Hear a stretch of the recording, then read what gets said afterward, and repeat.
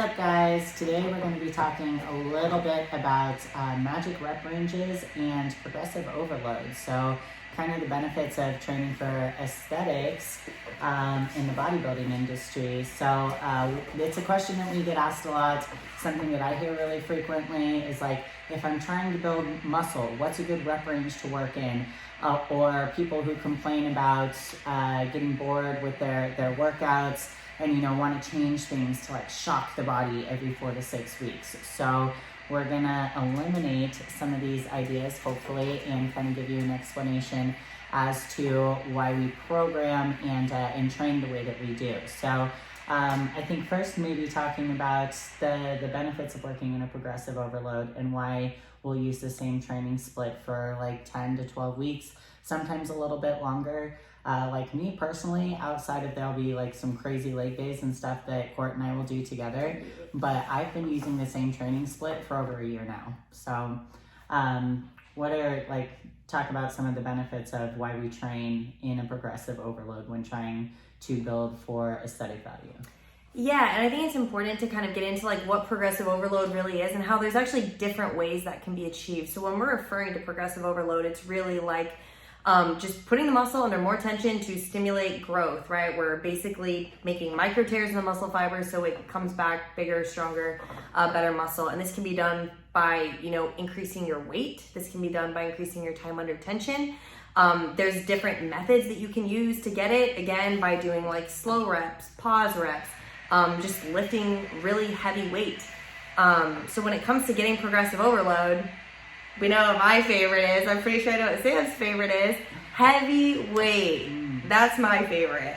It's my favorite too, but there gets to a point in any of your lifts, and especially for the smaller muscle groups, like when you're training shoulders and upper body, where it's, you can't go up in weight. So what do you do when you can't go up in weight? That's when we're talking about incorporating things like time under tension, pause sets, drop sets, even supersets, giant sets. I'm a big fan of giant sets. Yes. If you're like one of my athletes, you know how much I love giant sets for shoulders. So yeah, that's I think something that's really important, and why, like, maybe you want to talk about why the idea of shocking your system and changing the stimulus so frequently is actually not productive when we're trying to build an aesthetic physique. So I think it's a little bit different if you're training for like powerlifting or for strength purposes. You change out training programs a little bit more frequently, but when we're training for aesthetics, we take a little bit longer in a training split. Yeah, and I think too, like something that we're trying to do is when we're talking about like an aesthetic-based program, there's a lot of different ways you can work a muscle to make it grow. And Adam kind of talks about this on his podcast too. But the muscle doesn't know if you're doing a squat versus a hack squat versus a different variation of squat, right? You're putting that muscle under tension, attempting to create that progressive overload. So sometimes when we're writing training programs, it's important to realize that there's different ways to do the same movement to get that muscle under, to get it under tension and create that progressive overload. And so the idea is that you want to be on a training cycle for longer because it's hard to build muscle. It's not as easy as what people think it is.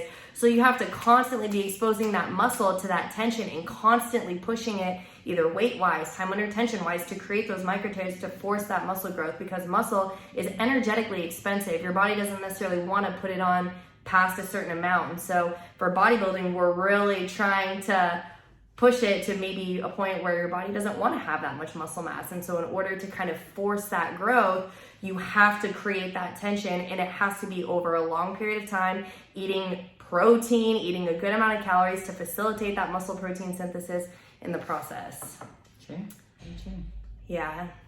And then to kind of carry on from that, so when we talk about like the magic rep range, because there's this belief that there is a better rep range for building muscle and a better rep range for losing body fat, which is not true. So when it comes to rep ranges, it's it's really like there's no magic number. There's not like if you're working in sets of 15 to 20, you're gonna burn more body fats. That's not true either.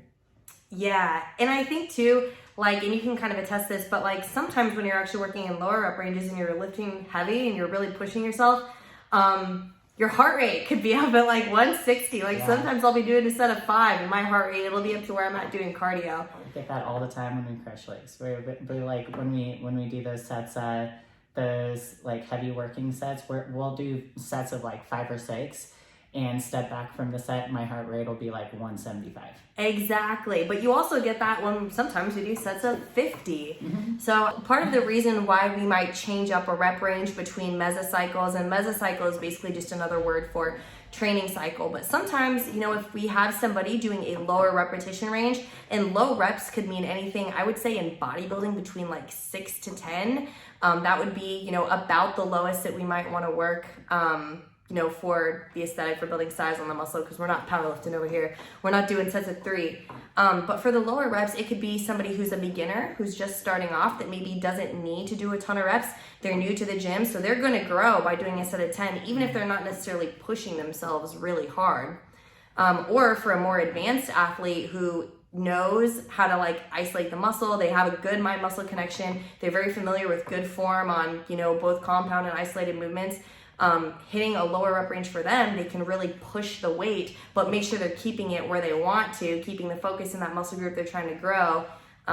So you can push that a little harder with them. And I think with more advanced athletes also, they are more familiar with where their failure range is. So that's something like we talk about failing in the given rep range, which isn't, like Court said, it's not ever, we're not power lifters. We don't work to like a 1 to 3 rep max. It's usually a little bit higher than that. But somebody who's newer to the sport or someone who's newer to training really, from everyone I've ever worked with, really underestimates their strength. So I think they get more of an advantage of those higher rep ranges because it gets better engagement out of the muscle. And that way, we know that like we're working to at least partial failure within that given rep range, whereas someone who's more advanced, they know their strength, they know what they're going to be able to the amount of weight they're going to be able to move. And I think that they are more capable of picking a weight where they're going to be coming close to failure in that given rep range. Yeah, that's a great point. And so I've actually been a little bit more into high rep programs these days.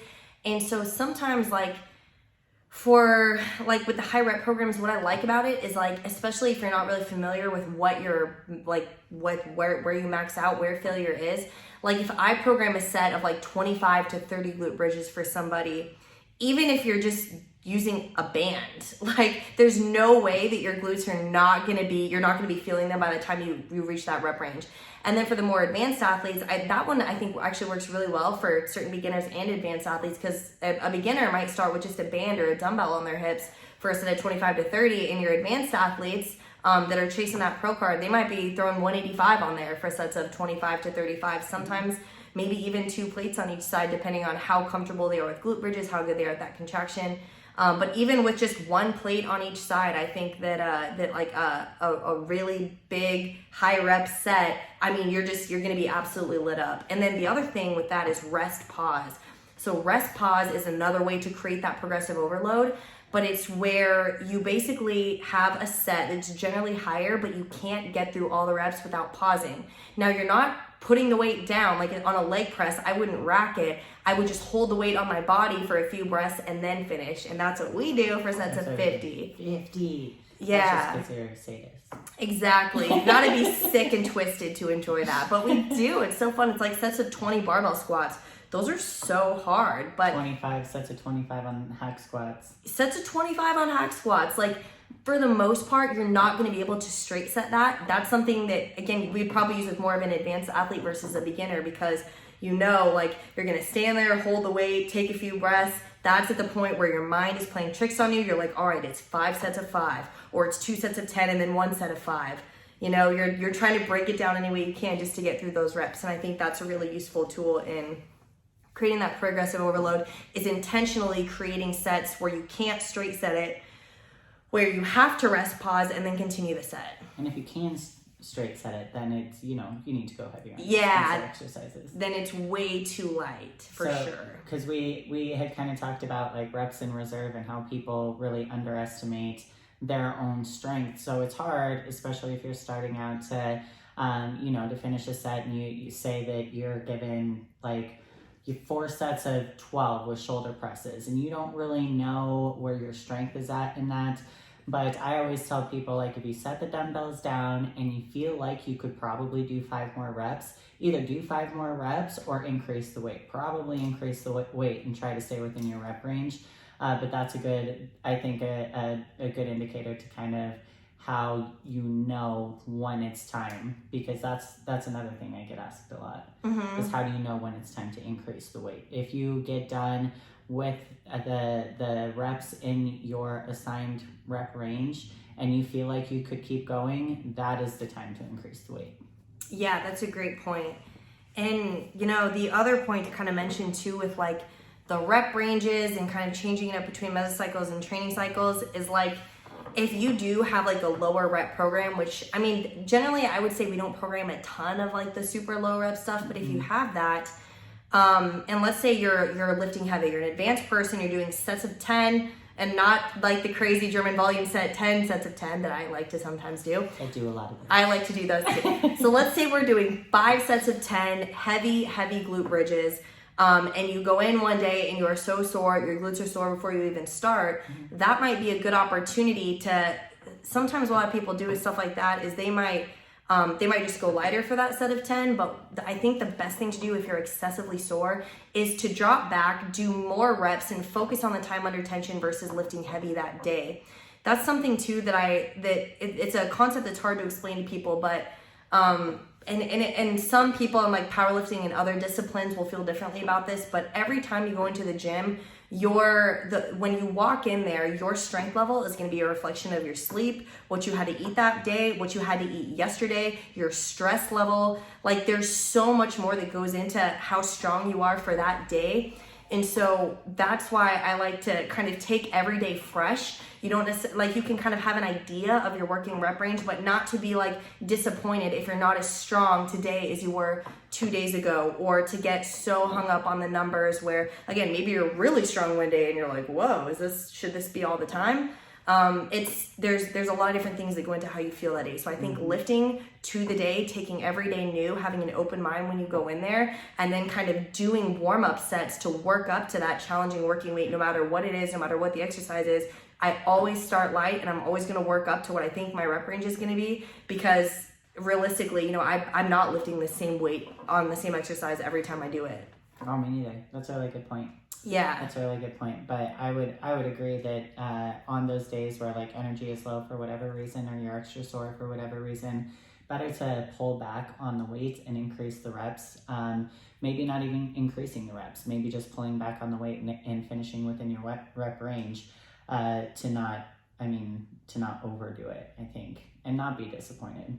Yeah, exactly. And just because you have a training program and like, let's say it is lower rep and you want to follow the program, if you're feeling excessively sore or if something is off that day, it is so much better to modify your program. Same thing with cardio, right? Like, let's say like there's been plenty of times where like, especially when you're way deep in prep, it might be a little bit more challenging to get your heart rate up to that goal.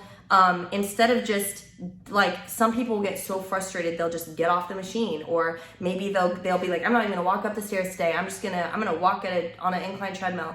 I think it's better to modify, especially like if you're given specified intervals on a stair machine. If you're doing HIIT cardio, instead of just calling it quits or coming back later or whatever, I think just modifying it a little bit. Modify the intervals to slower. If you're not making it at level 7 and level 10, go level 6 and level 9. Like, find a way to make it work and just work as hard as you can for that situation, because I think too what people kind of forget sometimes is that it's effort based. This whole thing that we're doing with the progressive overload, with cardio, with getting lean, with this effort that you're putting in the gym, as long as you're doing your best every day, this sounds so cheesy, but you will get the results from that. Like, all you can give is 100%. There is no 110. There's no 110. It goes to 100, that's it. So as long as you know that you gave it everything that you had that day and you can walk away feeling good, then that's the most important thing. And modifying is always going to be better than skipping, leaving, or just, I don't know, right? Would you kind of agree with that? I agree. Well, yeah, I mean, I never leave, but I'm in that place right now where I'm having a really hard time getting my heart rate up doing cardio.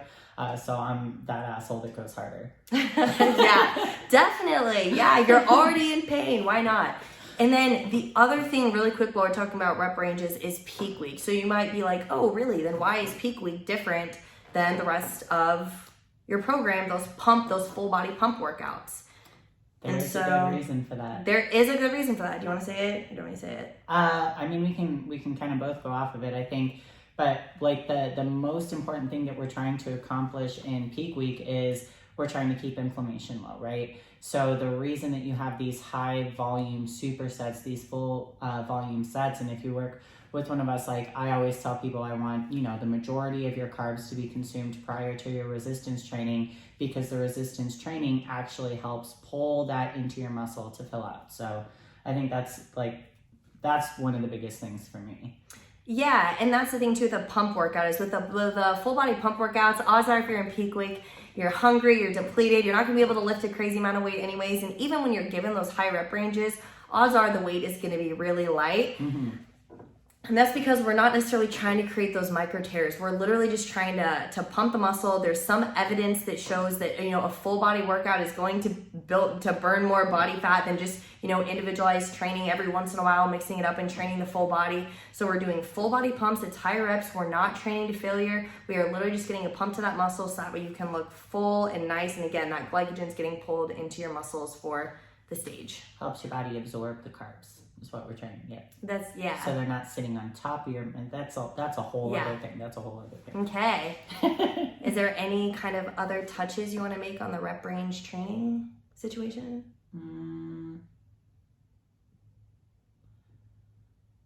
Maybe we want to,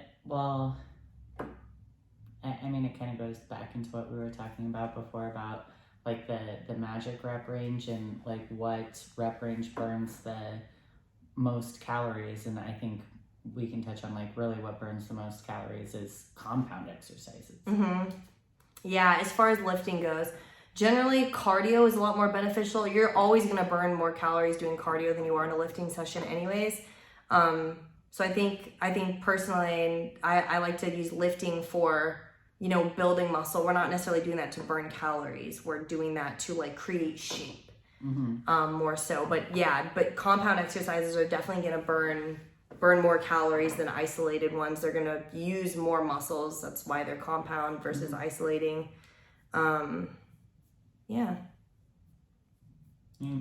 Just to maybe like give a couple examples of compound exercises, because I think like that's kind of a broad term, but compounds, like big obvious one are, like squats, deadlifts, overhead press, things that engage multiple muscle groups at the same time. Yeah, that's a good point. You can't just assume everybody knows what that is. Yeah. Okay. Yeah, compound lifts. But even especially too, if you're training for a bikini competition, you're trying to keep your waist small, there are certain, like even hack squats, shoulder, anything top loaded too, that could be using multiple muscle groups. Or, like even engaging your abs could be considered a compound exercise as well.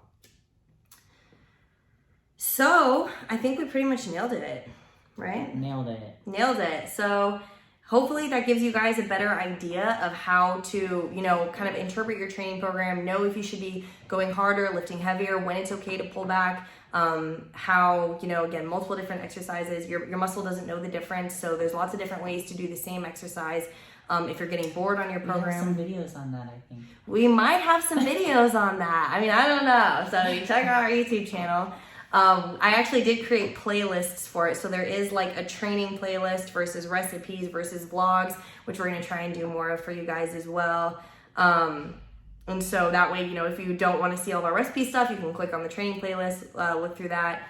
More easy to navigate now. It's a little bit, more organized now that our video count is getting up there a little bit. So we have more than 5. We have more than 5. Which is great. So be watching out for our new recipes. Make sure you guys tag us if you make any of them. Hopefully you guys try the different variations of exercises. We're gonna keep uploading them, but again, if you're getting bored on your training program, I know it seems repetitive sometimes, but like that is how you get long-term results. If you are constantly changing the stimulus, your body, like you have to give the training program time to work. Muscle isn't built that quickly, unfortunately. Yeah. And so again, that's how we're going to try to keep you guys, from getting bored on your program, is by, different variations of the same exercise, different ways to do hamstring curl, seated, lying, different ways to do RDLs. We're going to keep posting all that stuff for you guys. Yeah, any other closing remarks? I don't think so. All right. Nailed it. Thank you guys so much for watching. Make sure you subscribe, click the bell button, and we will see you next time.